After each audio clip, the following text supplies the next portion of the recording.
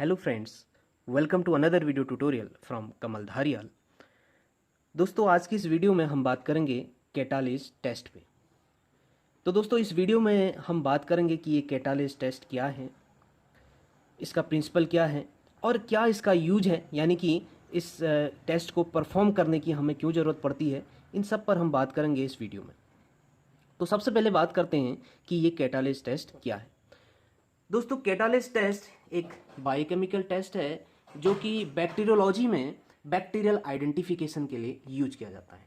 जैसा कि आपको पता है कि बहुत से पैथोजेनिक बैक्टीरिया होते हैं बैक्टीरियोलॉजी में, जो कि पैथोजेनिक इफेक्ट ह्यूमन बींग्स में करते हैं।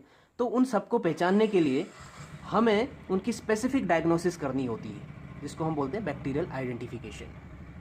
तो बैक्टीरियल आइडेंटिफिकेशन के लिए बहुत सारे बायोकेमिकल टेस्ट्स को हमें परफॉर्म करना होता है, जिनमें से एक है कैटालिस टेस्ट। तो दोस्तों, कैटालिस टेस्ट एक बायोकेमिकल टेस्ट है जो कि यूज किया जाता है ऐसे दो बैक्टीरिया को डिफ्रेंशिएट करने के लिए जो कि कैटालेज एंजाइम्स का प्रोडक्शन करते हैं और जो कैटालेज एंजाइम्स का प्रोडक्शन नहीं करते हैं। यानी कि बहुत से बैक्टीरिया ऐसे होते हैं जो कैटालेज एंजाइम्स का प्रोडक्शन करते हैं और दूसरे होते हैं जो कैटालेज एंजाइम का प्रोडक्शन नहीं करते। Got it? तो उन्हीं दो बैक्टीरिया के बीच में डिफ्रेंशिएशन के लिए हम इस टेस्ट को परफॉर्म करते हैं, कैटालेज टेस्ट। तो बेसिकली कैटालेज एंजाइम का प्रोडक्शन बहुत से एरोबिक माइक्रो ऑर्गेनिजम्स करते हैं। Got it? बात सुन आ रही? दोस्तों, एक बात जानना बहुत जरूरी है कि ये कैटालेज एंजाइम का प्रोडक्शन बैक्टीरिया क्यों करते हैं। कैटालेज एंजाइम दोस्तों ये बैक्टीरिया को बहुत से टॉक्सिक प्रोडक्ट्स के एक्यूमुलेशन से प्रोटेक्ट करता है। यानी कि बैक्टीरिया में बहुत सारे टॉक्सिक प्रोडक्ट्स का एक्यूमुलेशन यानी कि टॉक्सिक प्रोडक्ट्स का प्रोडक्शन होते रहता है। जैसे कि उनमें से एक है हाइड्रोजन पेरोक्साइड। Got it? तो बहुत से बैक्टीरिया ऐसे होते हैं जिनमें हाइड्रोजन पेरोक्साइड का प्रोडक्शन होते रहता है और ये हाइड्रोजन पेरोक्साइड एक तरह का टॉक्सिक सब्सटेंस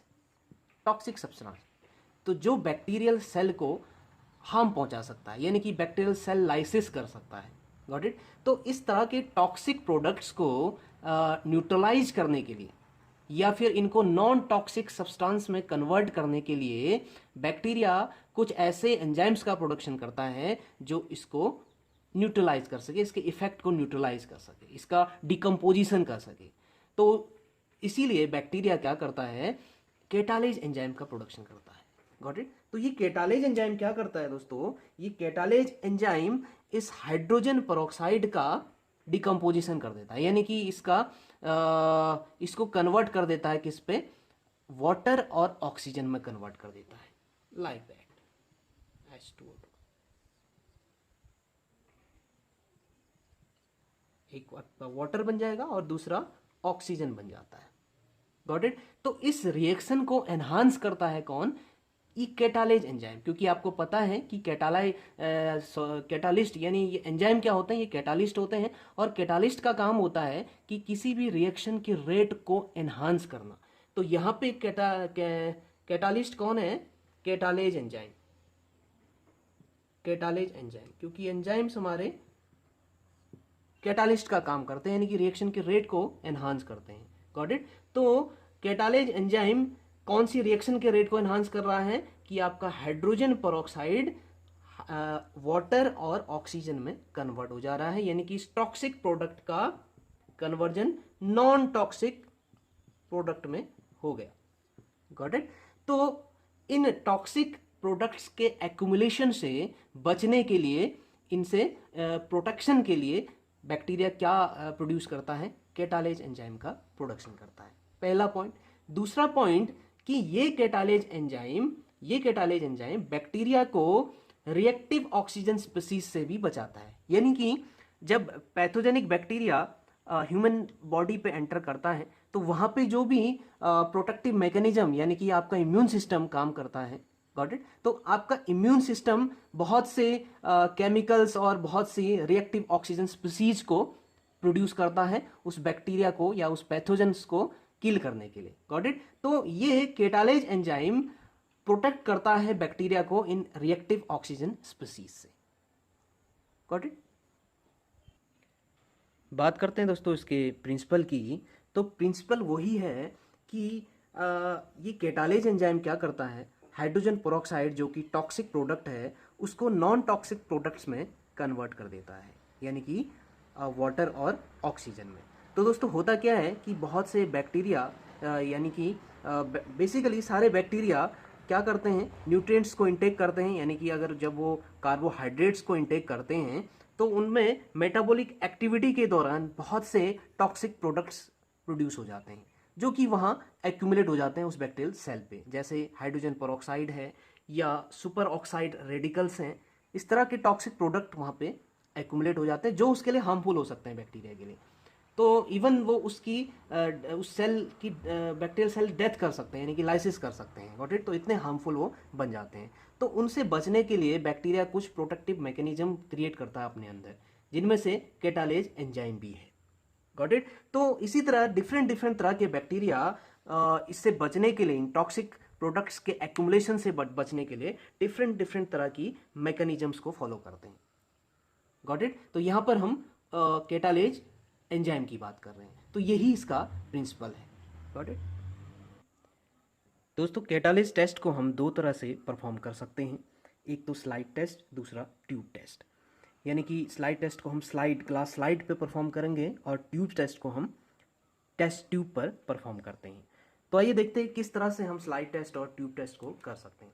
दोस्तों स्लाइड टेस्ट पे आप क्या करेंगे कि कल्चर मीडिया पर, कल्चर प्लेट पर जो आपकी कॉलोनी ग्रोथ आई हुई है, यानी कि जो आपने कल्चर किया हुआ है, स्पेशली किस मीडिया से आप कॉलोनी को पिक करेंगे, प्रिफर किया जाता है ब्लड अगर को। Got it. तो ब्लड अगर पर जो भी हमारी कॉलोनी ग्रोथ आई हुई है उसको हम किसी वुडन स्टिक की हेल्प से हम उसको पिक करेंगे कॉलोनी को। अब यहाँ पे आपको याद रखना है कि हमने इनोकुलेटिंग लूप की हेल्प से क्यों नहीं लिया। दोस्तों इनोकुलेटिंग लूप को हम इसलिए यूज नहीं करते क्योंकि उससे फॉल्स पॉजिटिव रिएक्शन हो सकती है, फॉल्स पॉजिटिव रिजल्ट आपको मिल सकता है, क्योंकि वो आयंस की बनी होती हैं, यानी या आयरन की बनी है या निक्रोम की बनी है, तो वो किसकी बनी होती है, मेटल की बनी होती है। तो मेटल भी आपके फॉल्स पॉजिटिव रिजल्ट आपको दे सकते हैं। दूसरे पॉइंट आपको क्या याद रखना है कि आपको कॉलोनी सुपरफिशियली पिक करना है। Got it. तो ब्लड अगर से जब आप ले रहे हैं तो आपको सुपरफिशियली पिक करना है। Got it. आपको ये ध्यान में रखना है कि ब्लड अगर साथ में ना आए, यानी कि अगर का कंटेंट, कल्चर मीडिया का कंटेंट साथ में ना आए, क्योंकि ब्लड अगर पर आपका क्या प्रेजेंट है, उसमें आपका ब्लड प्रेजेंट है, तो ब्लड में भी कैटालेज की प्रेजेंस होती है, तो वो भी आपको फॉल्स पॉजिटिव रिएक्शन दे सकता है।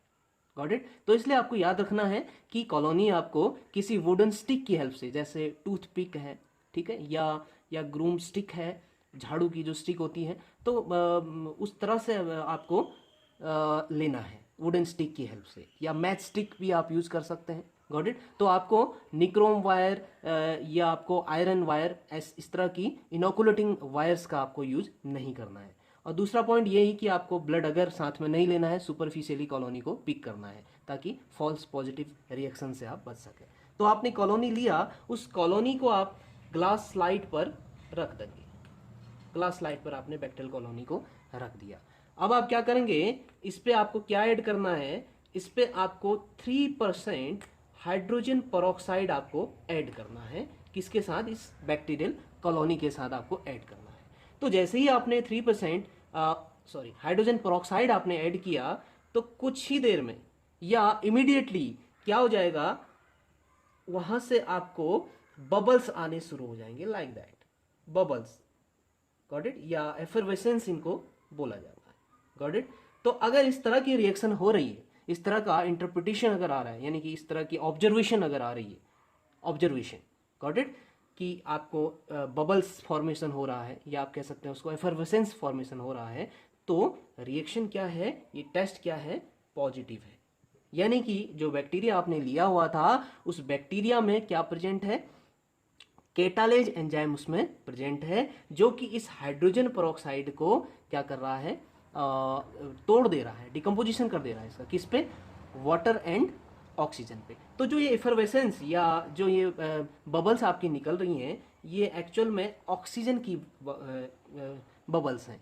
Got it? निशेंट ऑक्सीजन की ये बबल्स होते हैं। Got it? तो अगर ऐसा हो रहा है तो बैक्टीरिया क्या है, केटालेज एंजाइम का प्रोडक्शन करता है। तो टेस्ट आपका क्या है, पॉजिटिव है। अगर नहीं होता है, यानी कि ये बबल्स फॉर्मेशन अगर नहीं होती, तो टेस्ट क्या होगा, नेगेटिव होगा। उस केस में आप बोलेंगे कि बैक्टीरिया केटालेज एंजाइम का प्रोडक्शन नहीं कर रहा है। Got it?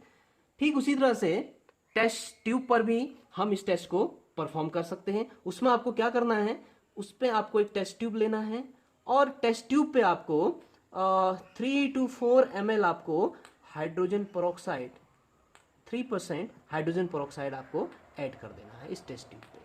Got it? ये आपने ऐड कर दिया सपोज। और ठीक उसी तरह जिस तरह स्लाइड टेस्ट के लिए आपने वुडन स्टिक की हेल्प से कॉलोनी को पिक किया था, उसी तरह आप कॉलोनी को पिक करेंगे और इसके साथ आप उसको क्या करेंगे, मिक्स करेंगे। Got it? उस कॉलोनी को इस हाइड्रोजन पेरोक्साइड के साथ आप मिक्स करेंगे।